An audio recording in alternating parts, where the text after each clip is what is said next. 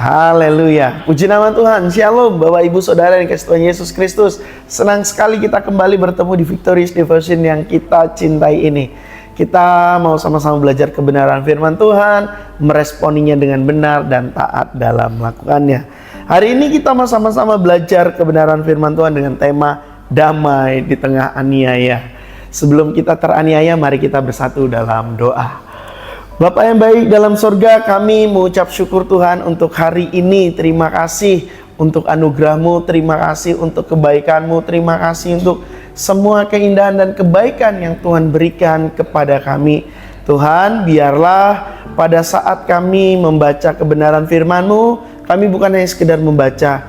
Pada saat kami mendengarkan perenungan yang ada, kami bukan hanya saja mendengarkan, tetapi kami mau Tuhan memaknai dan menghidupinya. Oleh karena itu ya Roh Kudus, mampukan kami untuk kami tepat di dalam melakukannya. Kami berdoa dan mengucap syukur. Haleluya. Amin. Ya, Bapak Ibu Saudara yang kasih Tuhan Yesus Kristus, tidak ada yang mau dianiaya. Amin. Ya, kecuali itu adalah konsekuensi logis dari perbuatannya sendiri. Tapi itu juga orang tidak mau.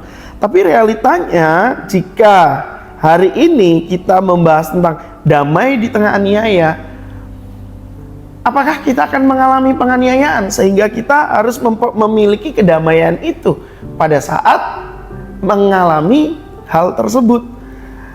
Bersyukur kepada Tuhan kita Yesus Kristus yang sudah terlebih dahulu mengalami penganiayaan untuk kita.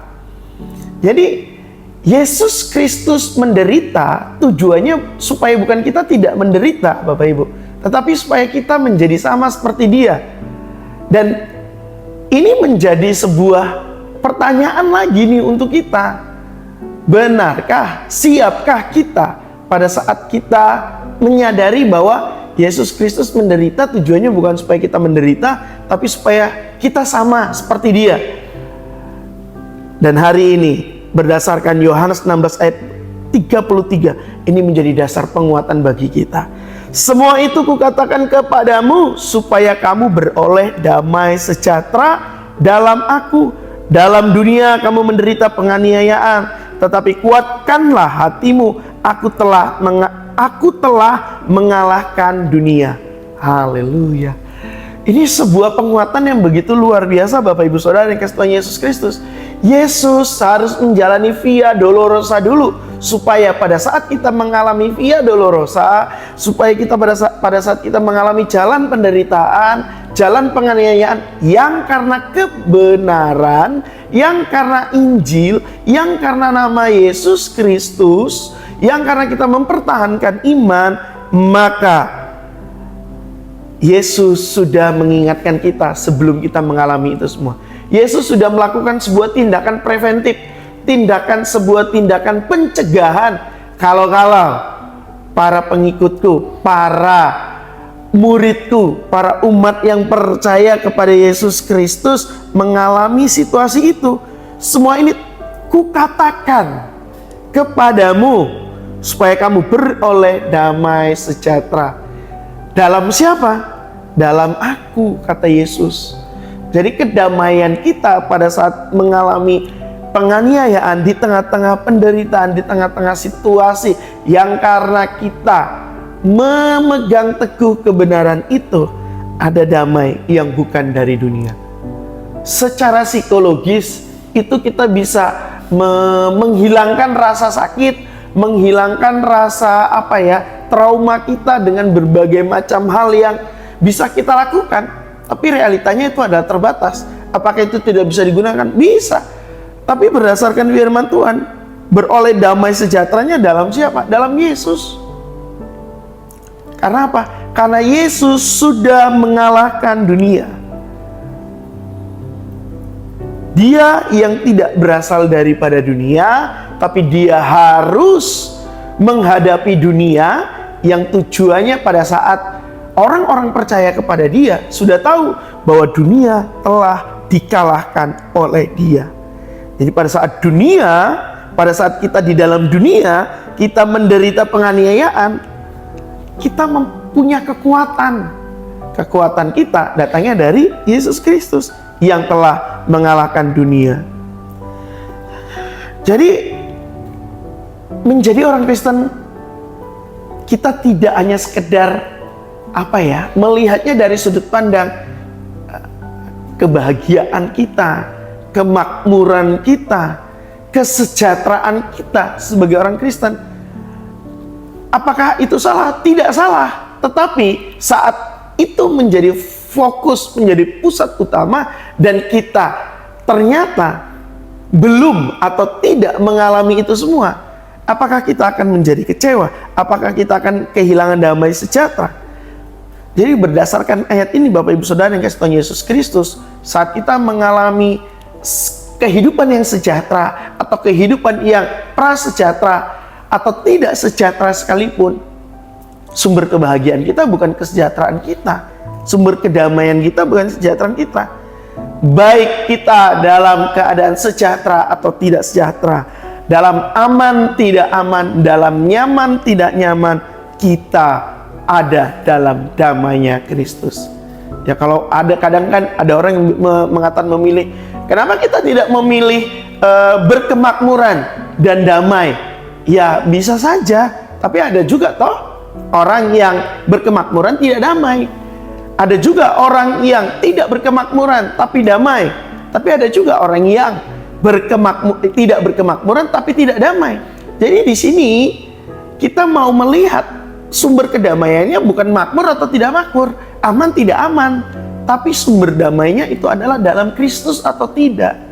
Ini yang menjadi penting, Bapak Ibu yang dikasih Tuhan Yesus Kristus. Karena Kristus harus kita posisikan sebagai sumber damai yang lebih daripada segala sesuatu. Dalam penganiayaankah? Dalam kehidupan yang penuh dengan kemakmurankah? Dalam kehidupan yang penuh dengan kebaikan-kah atau tidak dengan kebaikan-kah? Damai Kristus harus lebih besar dari itu semua. Ada masalah, tidak ada masalah, damai Kristus harus lebih dari itu semua.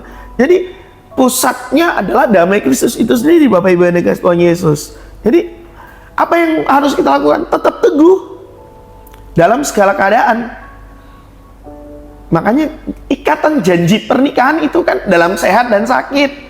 Sementara kita adalah, Yesus Kristus adalah mempelai pria, dan umatnya, jemaatnya adalah mempelai wanitanya. Itu sebuah gambaran, sebuah perumpamaan yang sangat indah sekali, yang diikat dengan janji yang diinisiatifi sendiri oleh Tuhan. Maka dalam segala keadaan apapun, di dalam Dia, damai itu akan selalu ada dalam diri kita. Yang percaya katakan amin. Haleluya. Jadi tetap teguh Bapak Ibu ketika janji itu diuji, ketika iman itu diuji, ketika kepercayaan itu diuji. 1 Petrus 4 ayat 14. Berbahagia Bapak Ibu, berbahagialah kamu jika kamu dinista karena nama Kristus. Oleh nama Kristus kita dinista, kita harus berbahagia. Karena apa? Kita punya damai di dalam Dia tadi itu Bapak Ibu. Sebab roh kemuliaan, yaitu roh Allah, ada padamu. Bukan dengan apa yang kita miliki atau tidak kita miliki, kita menjadi damai, tetapi karena roh kemuliaan, roh Allah itu ada pada kita, dan kita menjadi kembali lagi orang yang berbahagia jika kita dinista oleh karena Kristus, bukan oleh karena pelanggaran dan kesalahan kita. Sebagai ayat penutup Bapak Ibu yang dikasih Tuhan Yesus Kristus, Mazmur 27 ayat 1. Dari Daud, Tuhan adalah terangku dan keselamatanku. Kepada siapakah aku harus takut? Tuhan adalah benteng hidupku. Terhadap siapakah aku harus gemetar? Siapa sumber kita? Sumber kedamaian kita siapa Bapak Ibu? Kalau sumber kedamaian kita adalah Yesus, maka dalam kita menghadapi penekanan, penolakan, penderitaan karena iman kita, jangan takut, jangan menyerah, jangan gentar. Kalaupun kehidupan kita nyaman, enak, penuh dengan kemakmuran, penuh dengan kebahagiaan, penuh dengan sukacita, penuh dengan harta yang melimpah, jangan jadikan itu sebagai sumber kebahagiaan, kedamaian kita juga. Karena pada saatnya kalau itu semua hilang, kebahagiaan dan kedamaian kita juga nanti akan hilang. Jadi biarlah sumber kedamaian kita adalah Yesus Kristus yang adalah kekal. Amin. buat firman Tuhan pada hari ini. Tetap teguh, tetap setia, tetap menjadi saksi Kristus, tetap menjadi pembawa damai Kristus kepada semua orang, supaya semua orang dapat bertahan dalam penderitaan, supaya semua orang tidak meninggalkan Kristus pada saat hidupnya penuh dengan kemakmuran. Mari kita bersatu dalam doa. Tuhan Yesus, kami mengucap syukur kepadamu, Engkau telah memberi teladan, Engkau telah mendahului kami untuk mengalami segala sesuatu yang mungkin akan kami alami, yang tidak tahu ke depannya akan seperti apa. Tetapi Engkau telah memberi teladan kepada kami supaya kami tetap teguh, supaya kami tetap kuat, supaya kami tetap damai di dalam Engkau ya Tuhan.